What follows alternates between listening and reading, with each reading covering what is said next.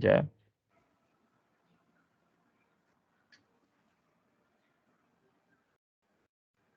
Okay, security groups have rules that control the inbound and outbound traffic.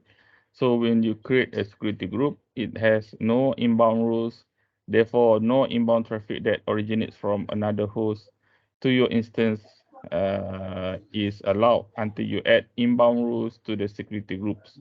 So by default, security groups.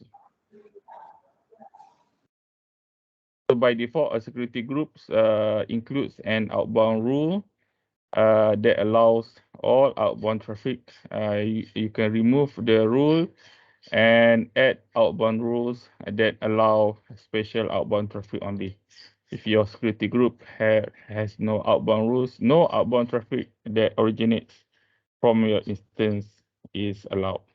Okay, first kali yang penting, yang first dia kata, by default, no inbound traffic that originates from another host to your instance is allowed until you add inbound rules. Okay, kita kena letak traffic mana yang kita bagi masuk and traffic mana yang kita bagi keluar.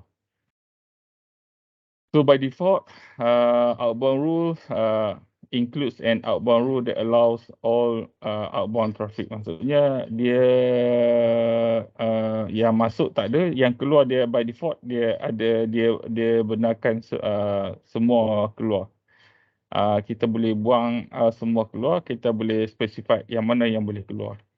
So so kat sini kita kena set lah. Contohnya dalam case security groups ni, kita letak all traffic, all port range, all source, SG and so on, and this description. So maksudnya kat sini all traffic boleh masuk, inbound masuk, maksudnya masuk dalam instance. Outbound all traffic, so all maksudnya semua boleh semua boleh keluar lah. Okay. And then security groups are stateful, which means that state information is kept even after a request is processed. And those, if you send a request from your instance, the response traffic for that request is allowed to flow in regardless of inbound security group rules. So response to allow inbound traffic are allowed to flow out regardless of outbound rules. So dia ada information bila kita dah buat something, kita dah proses, so benda tu akan akan maintain dalam instance. So when you create a custom security group, you can specify allow rules, but not deny rules. All rules are evaluated before the decision to allow traffic. So kalau kita nak, so dalam case security group ni kita hanya mention yang allow saja. So dia tak ada deny. Kalau kita nak deny, kita tak payah letak benda tu dalam ni, dia automatic deny. So for example, dalam kes ni inbound, data apa yang nak masuk is type, contohnya HTTP, HTTPS, all web traffic, source, anywhere, so port, anywhere, so type SSH, port range 22, source, contohnya yang ni source, yang ni office kita kan.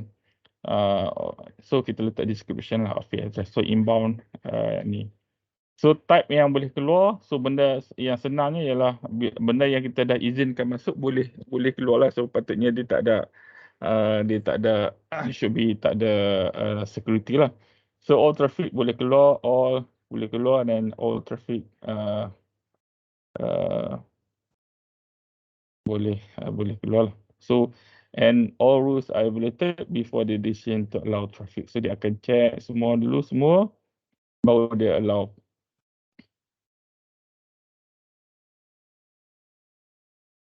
And then the second option is called a network access control list, network ACL. So is an optional layer of security for your Amazon VPC. Kalau dia lihat ni, dia ada service, dia ada logo kat sini, dia yang kita attach dekat subnet. Ni subnet kita, public subnet, ni private subnet. So it acts as a firewall for controlling traffic in and out of one or more subnets. So to add another layer of security to your VPC, you can set up a network ACL with rules that are similar to your security groups. So contohnya dalam instance ni, kita ada security groups, kita dah mention data apa boleh masuk dan sebagainya. And then kita letak ACL pula dekat subnet. Sebelum data masuk ke subnet ni, dia akan ada setting security group yang sama dekat ACL. Okay. Jangan kat sini dia izinkan, kat sini kita block. tak gunalah. So basically kat sini kita bagi dia masuk, kat sini pun kita biar dia masuk lah. So each subnet in your VPC must be associated with a network ACL. If you don't explicitly associated a subnet with a network ACL, the subnet is automatically associated with the default network ACL. And you can associate a network ACL with multiple subnets. However, a subnet can be associated with only one network ACL at a time. So when you associate a network ACL with a subnet, the previous association is removed. So ACL boleh connect pada multiple subnet, tapi subnet boleh connect pada satu je ACL. Okay, kalau dia connect pada ACL yang lain, so ACL yang lain tu akan dipanggil macam remove. So here you can see that in the network ACL, so a network ACL has separate inbound and outbound rules, and each rule can either allow or deny traffic. Your VPC automatically comes with a modifiable default network ACL. By default, it allows all inbound and outbound IPv4 traffic, and if applicable IPv6 traffic. The table shows a default network ACL. So network ACL are stateless, which means that no information about request is maintained after a request is processed. So contoh ni, dia allow contohnya rules ni kita makin rendah makin lebih tinggi priority lah. Okay, contohnya case ni dia letak rules 100, all, protocol all, allow. Okay. So yang ni dalam case ni dia put deny, tapi dia akan tengok yang first rule is allow. And then yang ni untuk outbound pula 100, and then this one also all traffic is allow, automatic allow. So yang ni macam dia macam comment ni ada dia je beri contoh tapi dia tak apply lah. So atas dia apply. So you can create a custom network ACL and associate it with a subnet. By default, each custom network ACL denies all inbound and outbound traffic until you add rules. So dia terbalik dengan yang default ACL. Default ACL dia benarkan semua dan benarkan semua inbound dengan outbound. Tapi untuk custom dia by default dia denies all. So a network ACL contains a numbered list of rules that evaluated in order, starting with the lowest number rule. The purpose is to determine whether traffic is allowed in or out of any subnet that is associated with the network ACL. And the highest number that you can use for a rule is 32,766. Maksudnya kita boleh start dengan, ada silap saya, start dengan 1, 10, 100, selalunya dia recommend buat macam tu lah. For example, increment of 10, 10, 20, 30, supaya bila kita ada rules lagi, kita boleh selit. Kita boleh selit antara rules kan. Sebab dia akan baca satu persatu. Bila satu dia kata deny, so bawah walaupun allow, dia akan deny lah. Okay. So bila kita nak masukkan rules, kita tak perlu injak lah. Tak perlu injak. So kita masukkan rules. Yang ni mungkin kamu dah belajar lah. So senang untuk masukkan another rules. Tapi selalunya kita jarang lah nak ubah rules ni. Sebab tu contohnya 100, lepas tu and 110. So kita boleh selit 103 kat situ. So dalam kes ni HTTPS allowed, SSH allowed, and then outbound pun SSH allowed, HTTPS allowed. Okay. So here is a summary of difference between security groups and network ACL. So kalau lihat, kita tengok kat sini security groups, dia dekat instance level, dia setting dia dalam instance. Kalau network ACL, dia attach kat subnet level and kita configure that one. For supported rules, dia allow rules only. Dia tak ada deny. Dia allow. Maksudnya apa yang kita nak allow, kita letak rules tu. Kalau kita nak block, tak payah letak. So dia automatic block. So tapi dalam network ACL, dia ada allow and deny rules. So and then dia stateful, and then stateless, and order of rules. All rules are evaluated before decision to allow traffic. So jangan letak benda yang contradict lah. Kalau kena, sebab dia baca semua. Tapi kalau rules yang ni, rules are in network ACL, rules are evaluated in number order before decision to allow traffic. So dia akan baca yang paling rendah sekali lah dulu. So kalau yang rendah allow, dia akan allow lah.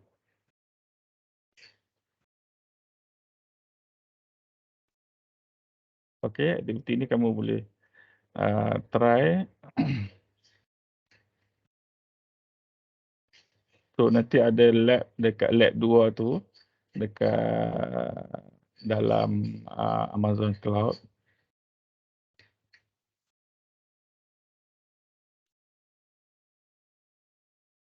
Kamu hantar macam biasa dekat Google Class. So dalam lab nanti kamu akan macam mana design VPC yang di mana availability kita create ni VPC kita create satu dekat availability AZA dengan AZB availability zone. Kita letak public subnet, private subnet, public subnet, private subnet. So dalam tu kita letak NAT gateway. Dalam tu kita letak web server instance. I think isi tu ni.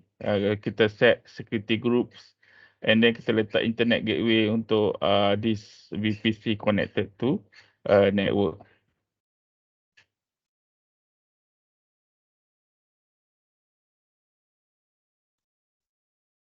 So let's go to another service. It's called Amazon Route 53. It's a highly available and scalable cloud domain name system (DNS) web service. So and then as a web service ni penting. So kalau kita nak design kita punya benda yang dalam Amazon AWS, so benda ni tolong kita lah. So it is designed to give developers and business a reliable and cost-effective way to route users to internet application by translating names. For example, www.example.com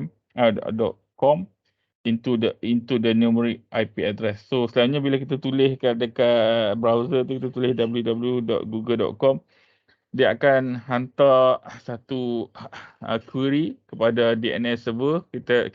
Kamu tahu kan kita set kat mana DNS server kita, kat dalam PC kita ataupun kat web server kita.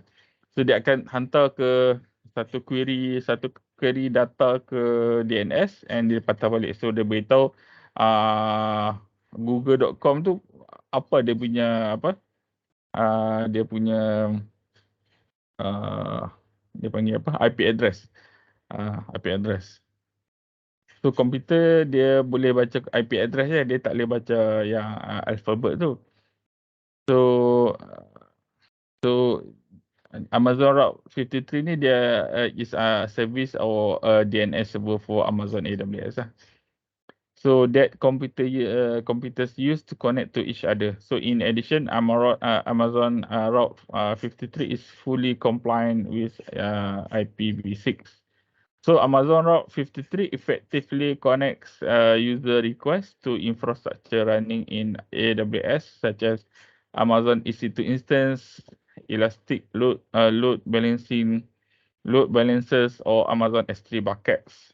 And can also be used to route users to infrastructure that is outside or of AWS. So kita dah set kat situ, okey kan, ada setengah yang nak pergi ke servis atau instance kita yang dalam Amazon AWS, so dia akan pergi ke Amazon Route 53 ni dululah. And then you can use Amazon Route 53 to configure DNS health checks, so you can route traffic to a healthy endpoints or independent monitor the health of your application and its endpoints. So Route 53 ni kita boleh set jugalah untuk check katakan line mana yang sesuai, yang mana hashtag dia panggil hashtag yang mana okey. So dia akan route ke jalan tu lah. So Amazon Route 53 traffic flow helps you to manage traffic globally through several routing types, which can be combined with DNS failover to enable various low latency fault tolerant architectures. Dia failover DNS failover, contohnya dia nak pergi ke satu instance tetapi macam down kan. So Route 53 kita boleh set untuk okay, kalau kamu nak pergi ke sini fail ikut jalan ni, dia akan pergi ke secondary. Jalan mana yang okey, kalau yang first kali primary dia fail fail. Tu yang dia panggil fault tolerant. So anything down dia boleh tolerate untuk hantar ke jalan yang lain. And you can use Amazon Route 53 traffic flow simple visual editor to manage how users are routed to your applications endpoints, whether in a single AWS region or distributed around the globe. So Amazon Route 53 also offers a domain name registration. You can purchase and manage domain names like example.com, and Amazon Route 53 will automatically configure the DNS settings for your domains. So kita boleh configure juga bila kita guna service ni, macam mana user boleh connect to your application lah. Macam mana connect, contohnya kalau kita boleh set untuk orang yang user yang dekat dengan Malaysia, dia akan masuk melalui Thailand ke, dia punya route tu masuk Thailand contoh.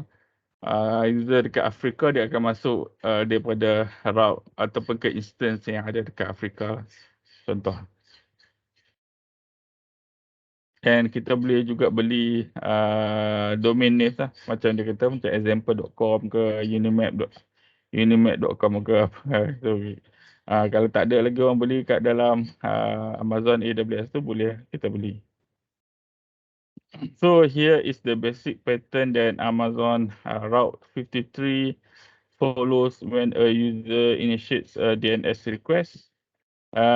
DNS resolver checks with your domain in Route 53, gets the IP address and returns it to the user. So kita ni kat luar daripada Amazon AWS, so kita hantar ke DNS server and dihantar query daripada DNS server, dihantar ke Amazon Route 53. So Amazon Route 53 akan return address 192 .0.2.0, so dia akan hantar ke DNS server ni, and daripada DNS server dia akan hantar ke user lah. Dalam kes ni dia tanya apakah DNS IP address untuk example.com. So yang best Amazon Route 53 ni supports several types of routing policies which determine how Amazon Route 53 responds to queries. For example, simple routing, round robin used for a single resource that performs a given function for your domain, such as a web server that serves content for the example.com website.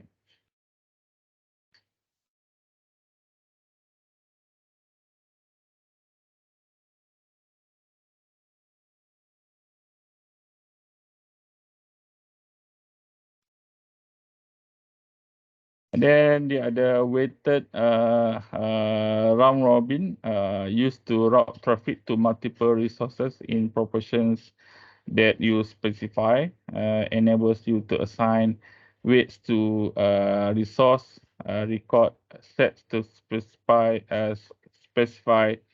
the frequency with which different responses are served.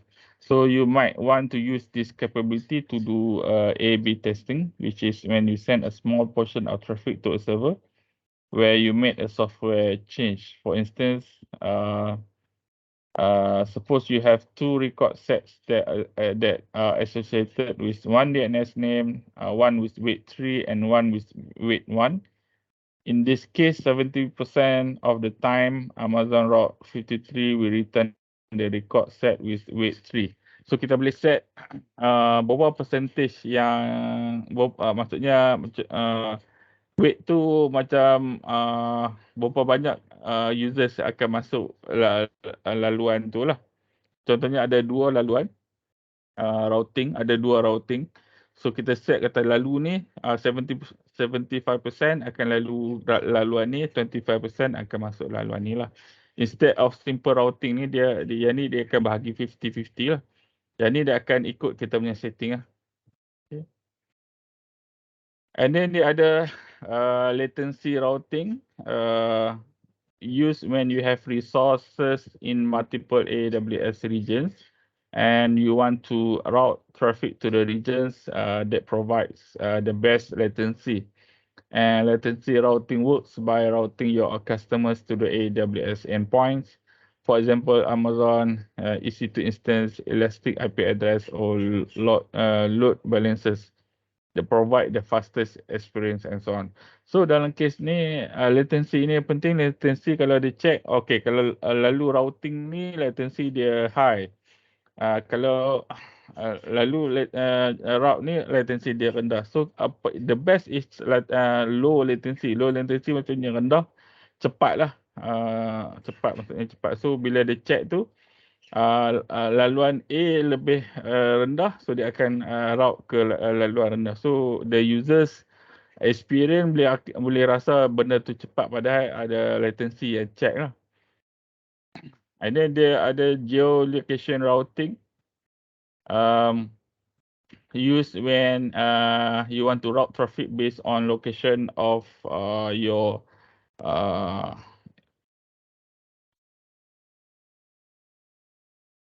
so when you use geolocation routing, you can localize your content and present some or all your website in the language of your users.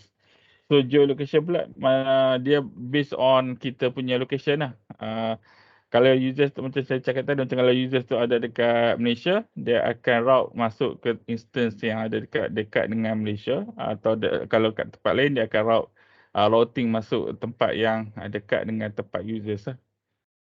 And then dipanggil another is geo proximity routing, used when you want to route traffic based on location of your resources and optionally shift traffic from resources in one location to resource in another. Lebih kurang macam ni lah. Another is called function failover routing. fail over to backup site if your primary sites become unreachable. So di ada setting ni kita boleh set kalau guna route ni dia drop ataupun tak boleh lalu, so dia akan route ke jalan yang lain yang kita dah set. And then last one is multi-value answer routing used when um, you want Route 53 to respond to DNS queries with up to 8 healthy records that are selected at random.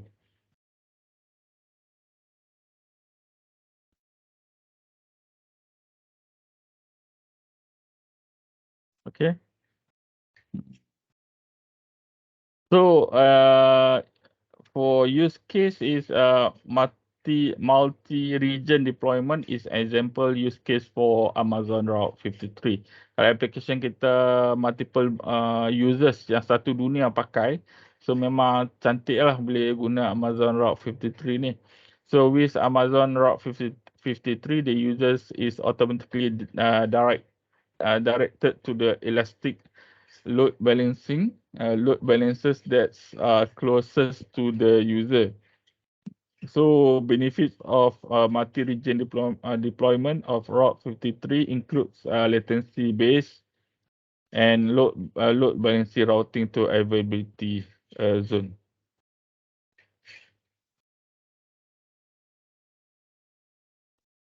So Amazon Route 53 enables you to improve the availability of your applications that run on AWS by configuring backup and failover scenarios for your own application.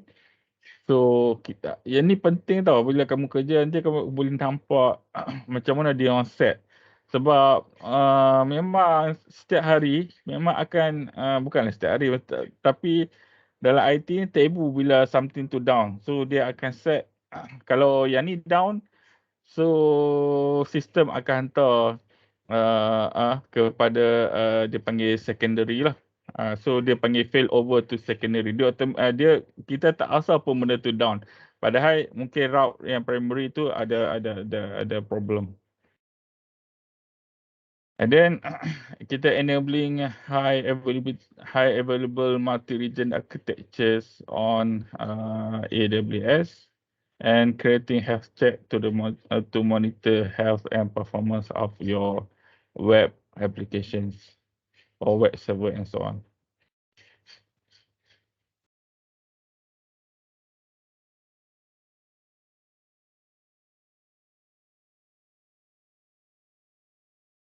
So here you see how DNS server, how DNS failover works in a typical architecture of multi-tiered web application. So Route 53 pass traffic to a load balancer, which then distribute traffic to fleet of EC2. So dalam ni contohnya daripada user dia akan masuk Route 53, dia akan primary selanjutnya dia akan masuk ke VPC lah. So yang ni load balancer. Dia akan masuk ke load balancer ni, dia akan pecah lah. Mungkin ikut setting lah. Ada 50-50 kan. So dia ikut lah. Mana laluan yang mana lah. So bila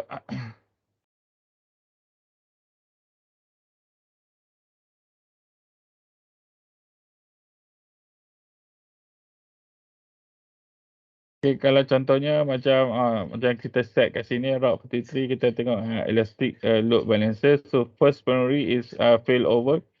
Record type primary, so primary bila normal operation dia akan hantar ke primary, dia akan hantar ke sini lah. Tapi kalau contohnya ada problem kat sini, so dia akan hantar ke secondary. So fail over ke secondary, dia hantar ke Amazon S3 untuk backup lah. So anything data dia tak akan hilang bila kita hantar ke sini, bila yang ni down ke apa, so dia akan hantar ke secondary.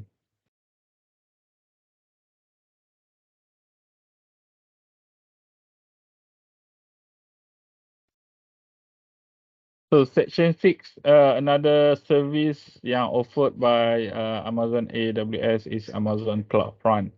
So the purpose of networking is to share information between connected resources. So far in this module, we learn about VPC networking with Amazon VPC. So you learn about the different options for connecting your VPC to the internet, to remote networks, to other VPCs and to other AWS services. So content delivery occurs over networks. Two, for example, when you stream a movie from your favorite streaming service in this final section, you learn about Amazon CloudFront, which is content delivery network CDN service. Okay, dia macam CloudFront ni macam service cache delivery lah. Macam contohnya macam saya cerita kat kamu, macam dekat kalau dalam komputer kamu dia panggil cache memory lah. Cache memory ni benda yang kita selalu guna, contohnya kamu buka Facebook. So macam structure yang awal dalam Facebook yang sama tu dia akan cache dalam memory. So bila kamu nak buka balik Facebook, dia akan cepat sebab benda tu sama je. So dia cuma tambah information yang baru. So bila ada cache, benda tu kita rasa macam cepat buka, tapi sebenarnya benda tu dia dah simpan dekat lokal, dekat tempat dekat dengan kamu lah. So dalam kes ni pun CloudFront ni macam ni juga. Dia simpan data cache tu dekat dengan users tu. So kita akan rasa cepat lah. Dan especially benda yang macam repeated orang duk guna, contohnya macam Netflix. Netflix contohnya dekat Malaysia, dia akan simpan, orang selalu tengok contohnya cerita-cerita yang baru kan, ada cerita baru nama apa Wednesday. So basically dia macam okay, Malaysia tengah tengok cerita ni kan, so dia akan simpan benda tu dekat dengan Malaysia. So everyone yang buka cerita tu dia akan ambil cache tu dekat kawasan dia, rasa laju lah, especially yang video streaming, video calling dan sebagainya tu, dia perlu especially yang video streaming lah. So dia akan simpan yang tempat yang dekat. So as explained earlier in this module, when you learning about AWS Direct Connect, one of the challenges of network communication is network performance. So when you browse a website or stream a video, your request is route through many different network to reach an original server. And the original server or origin stores the original definitive version of the objects and so on. So the number of network hoops and distance that request must travel significantly affect the performance and responsive of the website.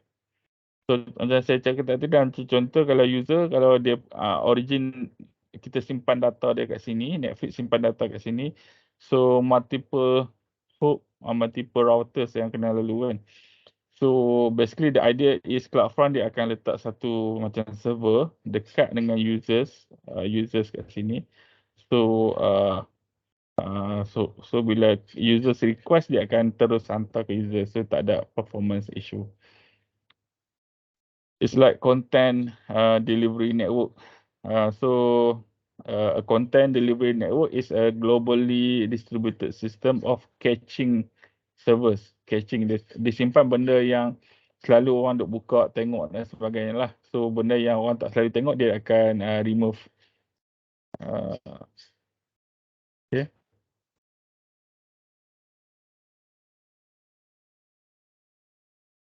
So Amazon CloudFront, so everything in Amazon dia akan ada macam logo dia lah. So macam contohnya Amazon CloudFront dia buat macam distribution lah. Distribution data distribution ni. It's a fast content delivery network service that securely delivers data, videos, application and application programming interface to customers globally with low latency and high transfer speeds. It also provides a developer-friendly environment, and Amazon CloudFront delivers files to users over global network of edge location and regional edge cache. Kalau kamu boleh search dalam Google ke YouTube, kamu tengok case dia macam contoh, kalau saya tak silap dia Netflix yang start guna macam Amazon AWS CloudFront lah untuk buat video streaming untuk users. So waktu tu kalau tengok dia orang buat projek lah, macam mana dia orang maintain supaya benda tu macam tak lekat, laju dan sebagainya. So Amazon dengan Netflix are working together lah to make sure that happen. So Amazon CloudFront delivers content through a worldwide network of data centers that are called edge locations. So dia ada data center dekat dengan users yang akan guna, potential users ataupun users yang guna. So when a user requests content that you serve with CloudFront, the users is routed to the edge location that provides the lowest latency or time delay so that content is delivered with the best possible performance.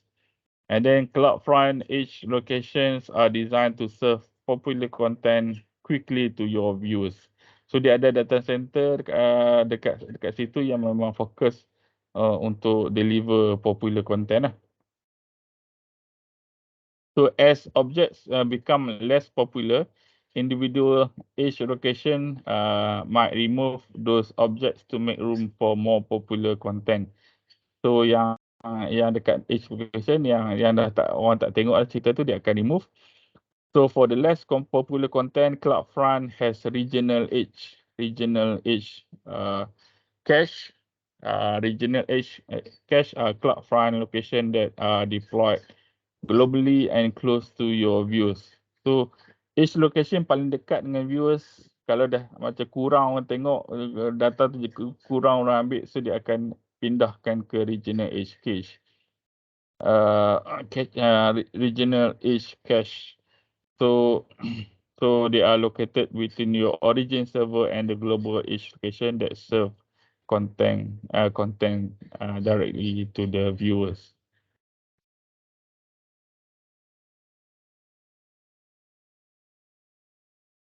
Okay, itu depends. So macam saya kata lah, kalau dekat memang laju, cumanya harga dia beza lah. So mungkin this regional edge cache bila dia dah ni, dia kita pindah ke sini, dia lagi murah lah.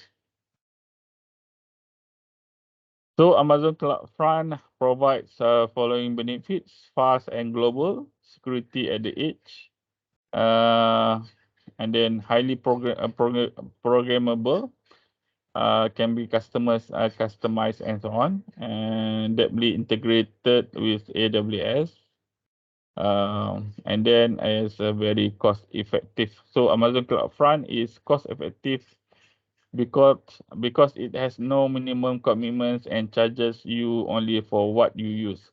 So compared to self-hosting, Amazon CloudFront avoids the expense and complexity of operating a network of cache servers in multiple sites across the internet. So selalunya kalau orang dulu, dia akan host, dia akan buka servers dekat dengan tempat users dia lah.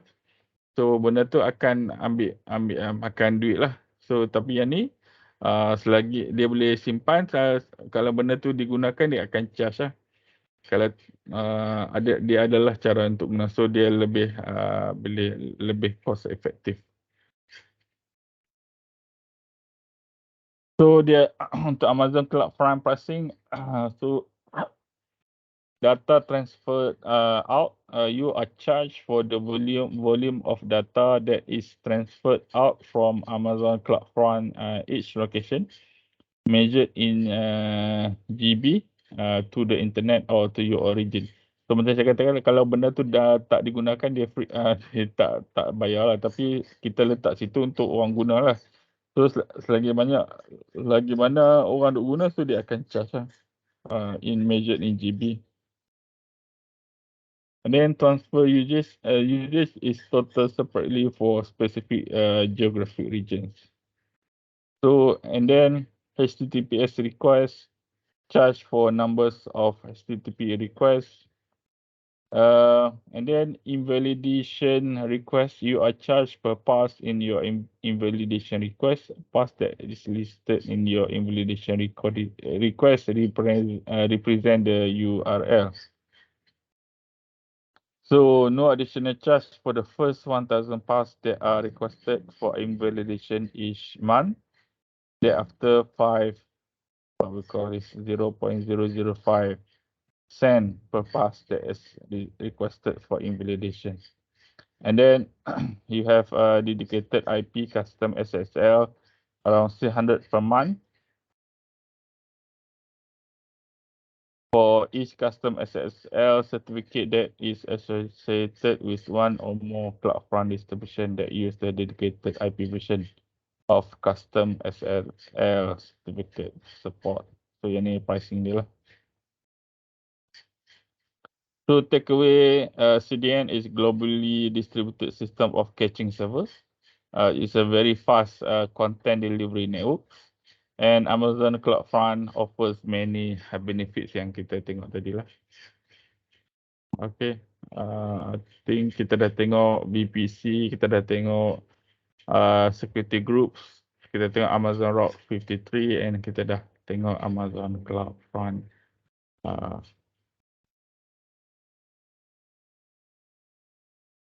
Okay.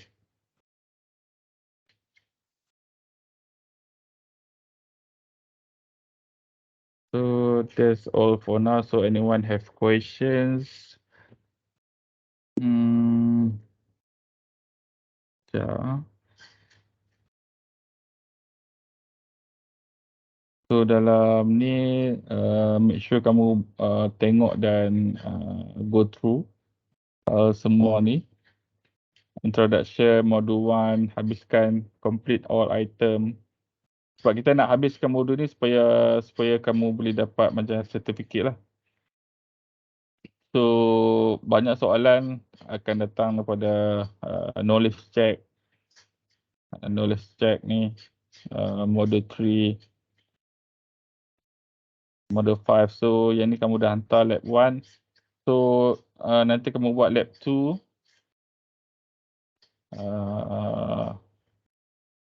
So modul knowledge check ni semua buat. And then untuk modul 6, lab 3, lab 2 and 3. So please buat dan hantar lah nanti dia ni. So next week after midterm tu kita sambung sikit modul 7. 7, 8, 9, 10. 7, 8, 9, 10 and kita sambung sikit Google Cloud. Okay, that's all from me. Any question from you guys?